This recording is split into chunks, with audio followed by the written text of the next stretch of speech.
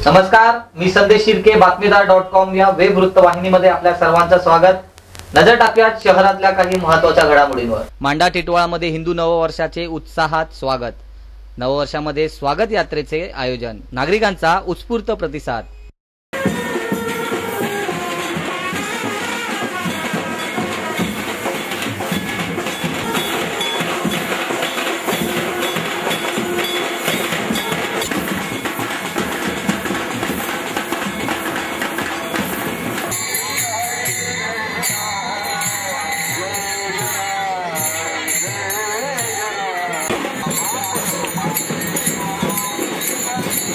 महाराष्ट्रामध्ये प्रसिद्ध अशी महागणपतीची ओळख असणाऱ्या मांडा टिटवाळामध्ये नववर्ष स्वागत समितीतर्फे हिंदू संस्कृती नववर्ष स्वागत शोभायात्रेचे आयोजन माजी नगरसेवक सुरेश भोईर यांच्या मार्गदर्शनाखाली करण्यात आले। यावेळी सकाळी मांडागाव पश्चिम येथील ज्ञानेश्वर चौकातून गुढी व पालखीचे पूजन करण्यात आले।